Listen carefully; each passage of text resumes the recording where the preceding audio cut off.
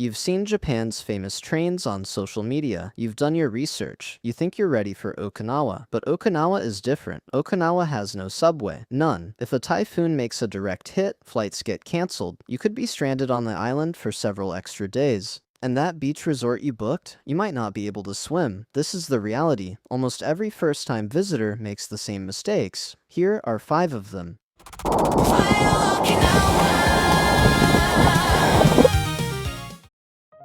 Scroll through social media, and you'll find countless videos of tourists raving about Japan's trains. Always on time, spotlessly clean. You can get anywhere: Tokyo, Osaka, Kyoto, Fukuoka, and they're right, Japan's rail network is genuinely world-class. But if you're coming to Okinawa, I need you to forget everything you just saw, because in Okinawa, those rules don't apply. Here are 6 mistakes that almost every first-time visitor makes, and how to avoid them.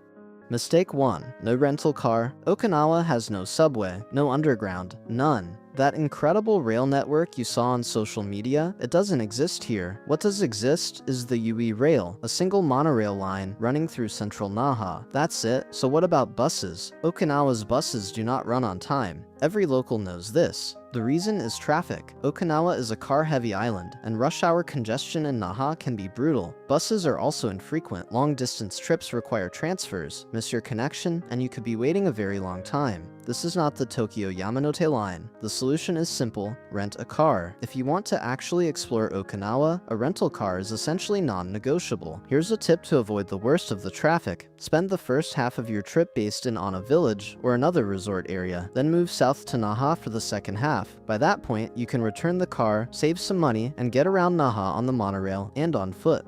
Mistake 2. Wrong season.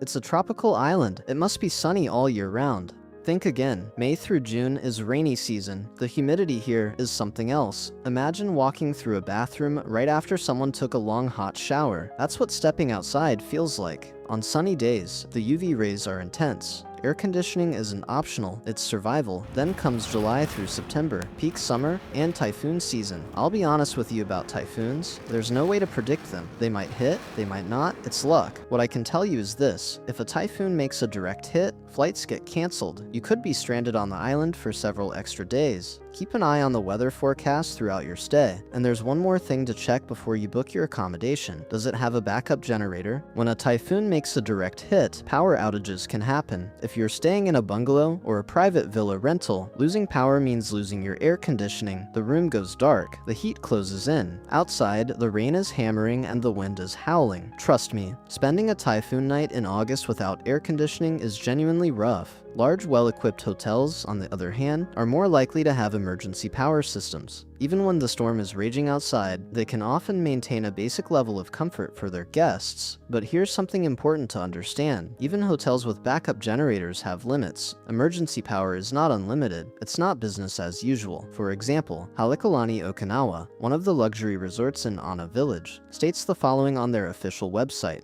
Due to the limited power available from the emergency source, public areas and room temperatures will be kept at a certain level. Please note that automated toilet flushing will not be available, so use the manual lever when using the toilet instead. Room temperatures can be maintained to a degree, but comfort has its limits. Even the automatic toilet flush may not work. That's the reality. Still, that's a very different situation from having no power at all. If you're visiting Okinawa during typhoon season, there's one question worth asking before you book anywhere. Do you have an emergency power system in case of a typhoon blackout? One question. That's all it takes to know what you're walking into. Mistake 3. Sunscreen. I'll keep this one short. In Okinawa, sunscreen is necessary all year round. Even in winter, a clear sunny day here hits as hard as midsummer on the Japanese mainland. In my household, sunscreen is a year-round staple. And don't think cloudy days let you off the hook. UV rays pass right through clouds. Don't forget your sunscreen. That said, Okinawa does have those wonderfully convenient Japanese convenience stores, so if you do forget, you can pick some up pretty much anywhere. Yes, they sell sunscreen too.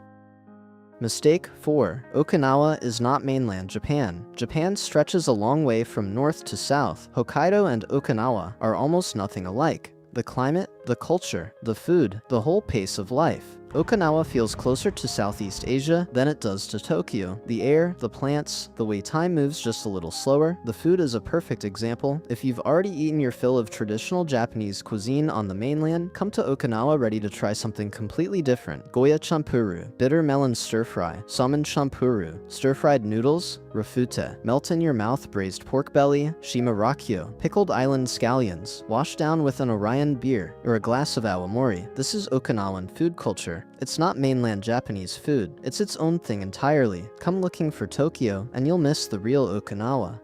Mistake 5. East Coast hotels. This is something most visitors never know, but once you do, it changes how you plan your entire trip. The vast majority of Okinawa's resort hotels are clustered along the west coast. Have you ever wondered why? The answer comes down to wind and waves. In summer, Okinawa's prevailing wind blows from the south. When that south wind blows, it kicks up waves on the east coast beaches. The west coast stays calm. Then there are typhoons. They form south of Okinawa in the Pacific and track northward. As they approach, the east coast bears the brunt. Large swells that can roll in for days, long before and after the storm itself. The east coast can be unswimmable for extended stretches during what should be peak beach season. That's why resort hotels are built on the west coast. A beach resort where you can't swim is a pretty poor resort. If your plan is to relax on a calm, beautiful beach this summer, book West Coast. This comes straight from someone who has lived here for 25 years.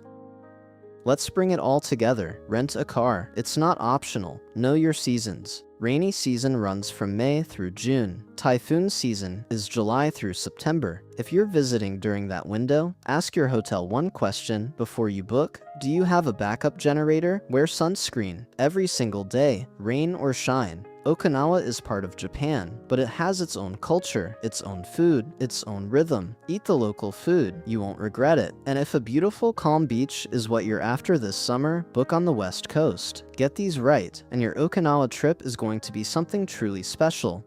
If you found this video helpful, please hit the like button and subscribe to the channel. Your support means everything, and it helps us keep making more videos like this one.